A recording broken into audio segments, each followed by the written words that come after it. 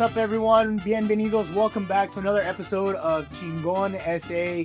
Luis here in the My Insurance Group studios. And we're excited to bring you another episode of Chingon SA. My buddy Luis Vega is joining me in the house today.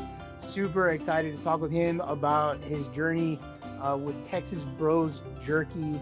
And just really to kind of highlight his story for you guys. Let's jump right in, man. Louis, thanks for being here, dude. Appreciate it, man. And I've known you since high school. Yes, sir. Yeah. And he's been a longtime supporter of us, of the agency, and just recently, about a year, a little less than 2 years, started Texas Bros Jerky. How's that going, man? Well, at first, when we first started, it was crazy, just a mind-blowing experience jumping into the business, just starting off. It was learning every day on it. So it was just from the beginning, from that first event that we had, we were just doing samples at first, giving them out to customers, trying to get into our fan base, our followers. Till now, it's been a whirlwind of excitement. Been some stuff been kind of like hard, to get going, but you just got to keep on going with it, And before Texas Bros Jerky, you weren't in business for yourself. You were working hard labor. You're a blue collar worker. Definitely. So I work at CPS Energy full time, 40 hours, Monday to Friday. I do work for H-E-B as well. I've been with H-E-B 20 years already. Damn. So I do that part time when I get a chance. Yeah. But usually every day after work, it's the jerky business. So I'm there sometimes till 1 o'clock in the morning doing what I got to do. It kind of, right now I'm by myself. My wife does help me. She's pretty much the backbone of helping me out. Everything from marinades to getting me stuff, like supplies here and there. So yeah, it's... Let's talk about marinades for a minute, man. Cause dude, you got, dude, we gotta jump right in, dude. You just came out with two new flavors that had been a huge hit in my household, in my office. Everybody loves the dill pickle and the what is it? So the first one when it came out was with the Chingon Dilly, which is the dill. Yeah. That one I gotta give a shout out to Texas Bearded Cartel Steve, because he was the one who influenced me on that one. That's why it's named Chingon Dilly. Okay, all right. So and then the next one. Well, but hold on. So Chingon Dilly, that's just dill pickle. That's just dill. Yeah. So that one marination with the pickles, pickle juice. I don't want to get to it, let everybody know my secrets on that. Yeah, you don't got to give away your secrets. But I do. That one's marinated about 24 to 36 hours. Dang. And then so give it some little sauce. Yeah. And there you go. Yeah, that's the Chingon Dilly right there. Yeah. And then the other one that you just came out with, how long have you had that one? That one literally maybe about 3 weeks. Dang. And that one I got to give a shout out to my daughter, Celly. Yeah. So that's why that one's named the Celly Dilly Game Over. Got it. Because that one shut down the pickle game quick. Yeah. So everybody's asking for that one now. Man, I'll tell you what, I had some I think it was this past weekend. Yeah. I had some, and dude, everybody in my office loved it. I finished a whole bag at home with my son. My 7-year-old kid ate a whole bag, just the two of us. That stuff is good, dude. I don't know what you're putting in it, but it is good. Everybody says it's the Marbach crack. The Marbach. Now, to be fair, Louis from the Marbach area, so don't be hating on us because we're talking about Marbach. But now you got nothing but love for Marbach. Man. Oh yeah. I was born and raised on the west side off Guadalupe, but prior to the west side. When I got into H-E-B in 2001, met my wife, we ended up buying a house off Marbach. So Marbach adopted me. I became a Marbachian. There you go. Exit 7 all day now. Exit 7 all day, baby. No, that's awesome, dude. So what prompted you to get into jerky, dude? Like, how does one wake? You can't tell me that you woke up one day and said, "Man, I'm gonna make some jerky today." No, it was crazy. It's kind of a crazy story. So when we were younger, St. Philip of Jesus, it was a group of friends that grew up from basically first grade through high school. So there was 3 of us, myself, my buddy Ruben, and my buddy Kenny. We'd always be eating jerky. My buddy Ruben's mom was the one who would always make it. So it was like the snacks all the time. That's what we would snack on during our elementary years. And through high school, same thing. My buddy Ruben come with that little sack of jerky, the Ziploc bag, and we'd be snacking on that. So after kind of reunited after high school, we got together one day and a little drunk talk, and we told Ruben, hey man, we should start selling jerky. And we all just, just whatever. The next week, I got a phone call. He goes, hey, I'll take your offer up on it. And I said, what offer? He says, I want to start making some jerky. And I was just like, man, I ain't got no money for that. So long story short, we ended up meeting. We kind of got a name. I kind of didn't want to be the face of the company. I just said I'd help out. Yeah. And I said, we'll do whatever we got to do. Well, a couple of months in, I became the face of the company. We're actually the arm. So that's our original logo. So then, and then eventually from 3 of us, it went to 1, just due to our scheduling of work. But life gets in the way. Yeah. So then I eventually, because once I start something, I'm pretty much like, I'm all in. Yeah. I'm all gas, no brakes. Yeah. So people started just like calling me, hey man, you still got some jerky, you got this. So we were eventually started from, when we first started, it was 5 pounds weekly of meat. Yeah. So then eventually kind of gradually went to 10, 15. Sure, I'll tell you right now, I'm about 170 pounds a week. Dang, dude. Yeah. So where are you selling your stuff at? Because I seen you, post on social media. You don't have a store or anything like that, right? No store yet right now. So we do pop-ups. Why do pop-ups? Yeah. It's the Aqueduct Beer Garden is my main spot. That's home base right there. Yeah. So I got to give a shout out to Aqueduct Beer Garden because they were the first bar establishment that let us set up, do our Sunday events, Friday events. Now it's pretty much that's they say I'm a staple item at that establishment. So much love to the Southside Aqueduct Beer Garden, and then I got to give a shout out to Somerset, Texas. Somerset, Texas was our first big event that let us set up for a barbecue festival that they had. Yeah. So from that Somerset event, we gained a lot of followers. So that's why I say Somerset, Texas is my home away from home. Yeah. So, there you go. And then eventually now it's just any little establishments like El Luchador Bar. Yeah. Bonnie, the owner, she always reaches out to us when they have events. I did do a couple at Smoke Sky Bar. Okay. Yeah. So then just any establishments pretty much or events that are open to. So just pop-ups here and there. Yeah. And so less than two years in, and you went from doing 30 pounds a week to doing 100 and what? 170. 170 pounds of beef jerky every week. Every week. So then also too, when we first started, we only came out with our first bag was the original, which is the black bag. Sure. And then we came out with spicy. What's the flavor on that one? That original one? Original is just it's like it's salt and pepper. Salt, pepper. It's pretty much like your peppered jerky. Gotcha. Then the second one was our spicy, which is the red bag. Okay. So we kind of wanted to have something, kind of throw it off. Yeah. But then we came out with the lemon pepper, and lemon pepper was a hit. Yeah. So for sure. that one was like our #1 seller. Yeah. At that time. Yeah. That one's been my favorite. And then you got teriyaki as well. Teriyaki.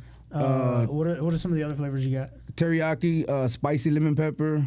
Yeah. Chili limon. Chili limon's actually the #1 seller. Yeah. So that one, and then the Celly Dilly, and then the Chingon Dilly. Yeah. So I have a total of eight flavors. So we started off from three bags, and to present now it's 8, and I'm working on 2 more flavors already. Oh shit! Yeah. All right. I can't disclose that. Come on, man.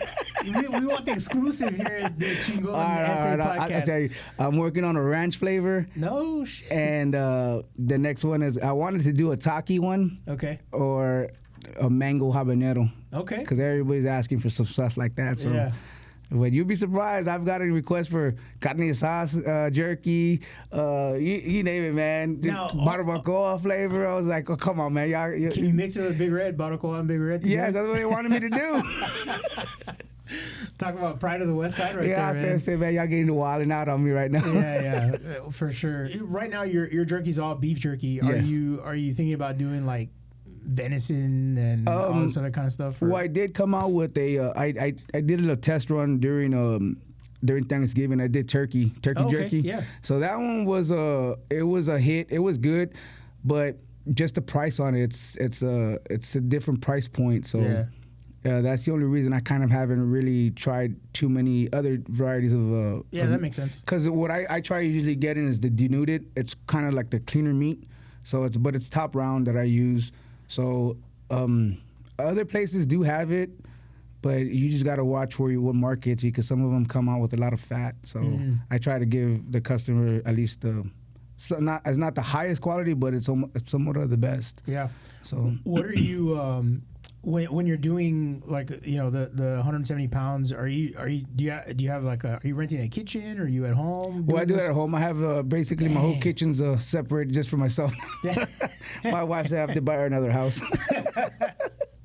Well, soon you'll be able to do that, man. Hopefully. Jerky King of San Antonio, Vato. That's what we're gonna call you now. This is purely a home-based business. Yes. You're doing pop-ups, no retail. That keeps your expenses low, which is awesome. What are your future plans? Like, do you want to get into a retail store? So my goal is I would like to get into like corner stores, like San Antonio-based corner stores. You know, anything that's local. I don't really want to get into the H-E-Bs or anything like that, because I don't want to change my ingredients or my recipe. Yeah. Because right now my jerky has no preservatives, so that's why usually I only make a good amount of batches that last maybe a week or two in my hands. Right. Because I don't like selling customers anything older than maybe 2 weeks. So that's awesome. So I try to keep it where I have enough jerky on hand. Yeah. But man, a lot of people they like just this Saturday and Sunday my event, I did 160 pounds and I think I got like 20 bags left. Wow, dude. So are you getting like pre-orders and stuff like that? I do get pre-orders, but I do just ask, hey, if you're going to pre-order, cash at me so I can put it aside. Because there's been a lot of customers that, hey, can I get 10 bags of this, 7 bags of this? I do set aside, and there's no show. And to me, it's not fair for like whoever comes to the events and they want that. So like, I'll put yours aside when you call me for the events. Goddamn right. Man, so kind of thinking back, you're 2 years in.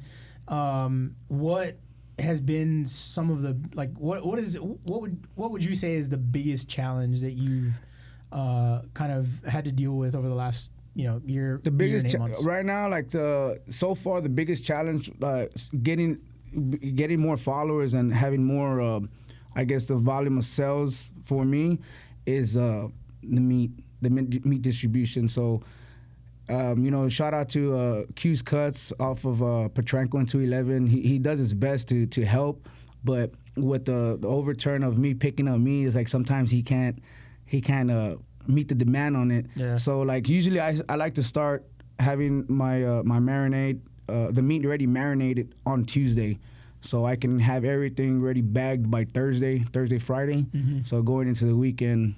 Dang, so your stuff is fresh, dude. When people are coming to your pop-ups. Yeah, like I said, nothing's frozen. I don't have nothing frozen. Eventually, I'm gonna have to get to that point where I'm gonna have to, pull out my freezer. That's a good problem to have. Yeah. But everything's fresh to make. So right now, I want to say I have like 30 pounds marinade. That's gonna go in the cooker today, and it'll be ready by Wednesday, Thursday. So. Dang. That's awesome. So supply has been an issue. Supply, yes. Yeah. Other than that, I really haven't had too many issues. Like, there has been some stipulations, like on certain events, like I can't get into, just because doing jerky and anything with meat product, it's a little bit. There's a lot of red tape to it, so you have to follow a lot of regulations.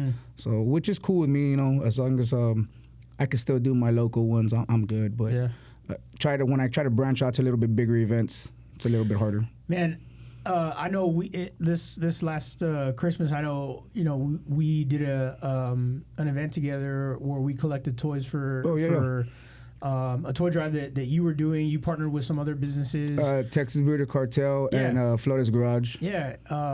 So talk about the impact that you want to have on the local community, your local community. I mean, you do a lot of stuff.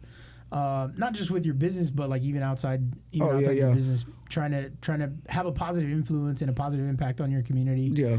Like what influenced you to do that? Why are you doing that? Honestly, to tell you the truth, I had always wanted to do like little small events like that. I've always seen growing up on the west side, seeing a lot of people that didn't have all the means that they needed to, like some of us. I've always just like, man, what could I do to help? But it's like at that time I'm just working my 40-hour jobs, trying to survive and make what it means for my family. But get into the business. I'm not saying I'm rich, but it's a little bit more means to try to help out. So once I partnered up with Steve from Texas Breeder Cartel, he was already doing the toy drive. I want to say this was his 4th year one. Oh, nice. So every year it's been bigger and better for him. So I had asked him if I could help, and he was like, "Yeah, let's do it." So he's one of a big mentor to me as well, like just in the business aspect, the entrepreneurship, and all his like community things that he does for the South Side. Also too, Dan Montes from Flores Garage, he's very big at supporting like community wise, and he's actually from the exit 2 from Old Pearsall Road, so he's a little closer to Marbach, so he knows how it is. But he was the one who did the turkey drive. Okay. So him and his family were doing it for I want to say 7 years by themselves. So they were buying all the turkeys, all the fixings. And once I found out about that, I asked him if I could join too, do what I can do. So that's a drive for Thanksgiving? Yes. And then you do the other one for Christmas? Christmas, yes. Wow, that's awesome. And like when I started hanging out with them, I say they're my brothers now because if you look on our Facebook, we always try to share our stuff together. There's a big support system from all 3 of us. But at the end of the day, they're very quick to try to help out, show me some ways to grow the business. And they're all about giving back as well. So I had brought it to attention that I wanted to do a backpack drive. Yeah. So a backpack drive for the kids. I just don't know what location we want to do. Probably the Aqueduct as well, because the Aqueduct, that's coming up for the new school year? New school year. Nice. And then I wanted to do a sack drive for the homeless. Okay. So we're gonna partner up and come up with something for that as well. That's awesome, dude. Yeah. So, I'm curious, man. You were talking about having a mentor, like on Dan is one of your mentors, and Steve. How important do you think that is to have someone come alongside you and show you the ropes?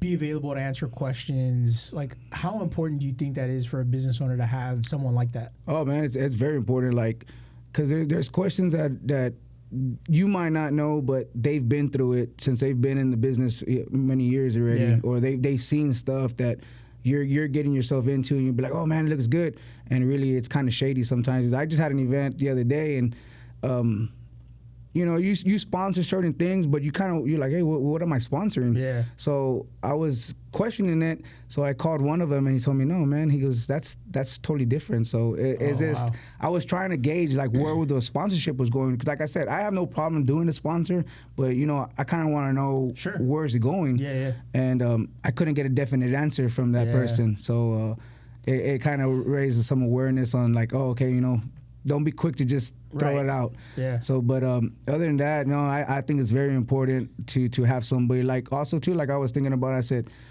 you're one of my mentors too. I ask you questions on the business side. Even when I was getting my LLC, you were one of the first ones that I reached out to. So, I'm not ashamed to ask anybody. So it's a learning process. Yeah, man. I think that's super important for a lot of business owners to understand, especially is that we don't know it all. Yeah. You gotta be willing to ask questions. You gotta be humble enough to say, man, I don't know the answer to this, but I think I know someone who can have the right answer or guide me in a certain way. Now the problem that I see a lot of business owners have is they ask the wrong people the questions. You know what I mean? Yeah. And that hurts sometimes, man, because it either will kind of send you backwards, right? Instead of pushing you forward, it'll send you backwards, or the guidance that you end up getting just kind of leaves you stale. Like, you don't end up growing. You don't go backwards or forwards. Yeah. And that's not good for a business either, right? Yeah. So I'm glad that you have that, man. I'm glad that you have that support system. Looking back, kind of over the last year and 8 months, what would you say has been one lesson that you've learned that you wish you would have learned sooner? Know who you're going into business with. You know, who's gonna be there through it all. Yeah. Not just the quick turnaround. Yeah. Because like I said, this doesn't happen overnight. Yeah. You know, you got to keep on hustling. You got to put all gas, no brakes. Yeah. So it's important, I think, to know that, you know, you got to have people beside you, not just mentors, but if you're going to go into business with partners, that you talk about expectations, that everyone is aligned in their expectations. Yeah. Everybody knows what they're getting out of it, but more importantly, what they've got to put into it, yes. right? Yeah. And I think that if those visions don't align, you've got a problem, man. Yeah. Yeah. Was that your experience? Yeah. Yeah. Yeah. So you would have one that was all in. Some just were, you know, unexpected because it's a new business and it's a new jump on something. So you have some that are timid. You know, it's good because but then also too, like I tell my wife, scared money don't make money. Yeah. So to Facts. me, so like she was like, she even threw me that saying the other day because I was saying, hey, hold up, and she's like, what happened to scared money don't make money? I was like, and then so don't you hate it when your words come back to bite you? And then the other one was like, I tell her I sleep when I'm dead because like everybody's like, hey, when do you sleep and when do you rest? I was like, man, I'm trying to get this business to take off, so I'll sleep when I'm dead. Is your ultimate goal to not work 40 hours a week and just focus on jerky? So like I said, H-E-B, I've done it for 20 years. So like my first 18 years with retail, I had no schedule, like no set schedule, no Friday, Saturdays, no Saturday, Sundays.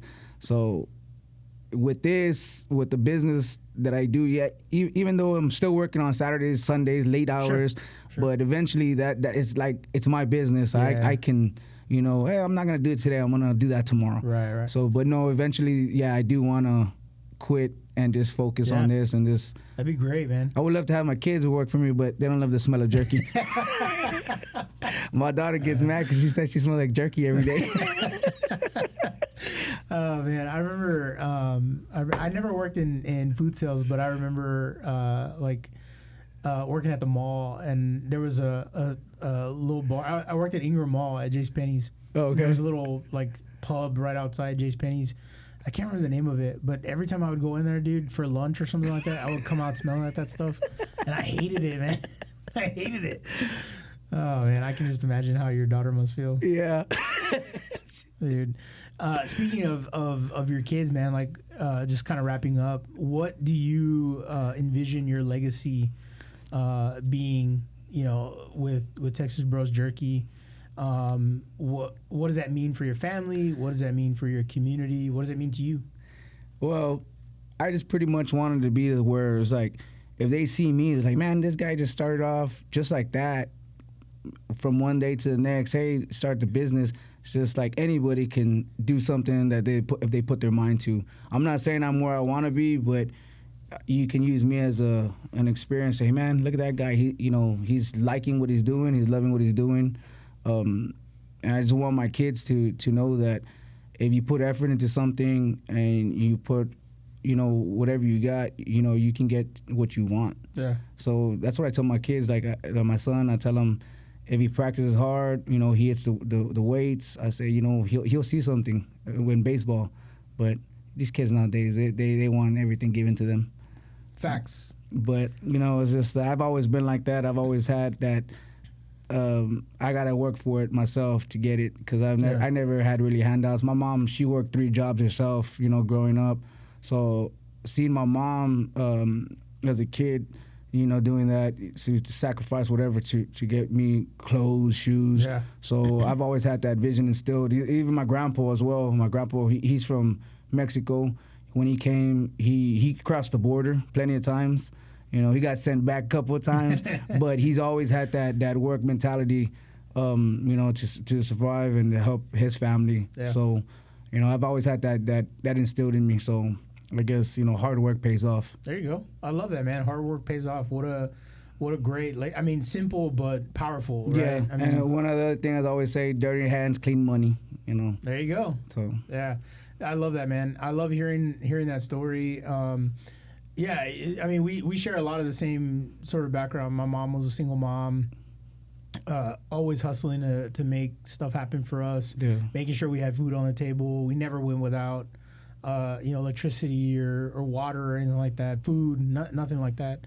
But, we didn't come from means, right? Yeah. I mean, we had to work hard for everything. I started working the minute I turned 16. My ass was working at JCPenney's. Me too. I was working at Quick and Cleaners. That's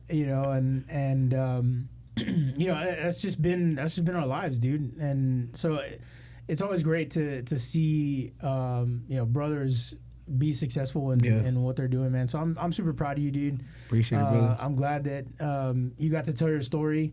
I love hearing that. I've said it several times already, but I love just hearing the come up stories, the grit, the gratitude, the grind, all of that, and then ultimately what it means in terms of your legacy. So super proud of you, dude, man. Keep it up. Appreciate it, brother. You've always got my support. I think when we're done here, I need to probably get some bags of jerky from you.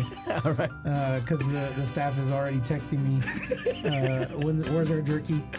Yeah, dude, Louie, thanks so much for joining us on the appreciate podcast, it, man. Thank y'all for having me. Thanks again for joining us on another episode of Chingon SA. We'll see you guys next time.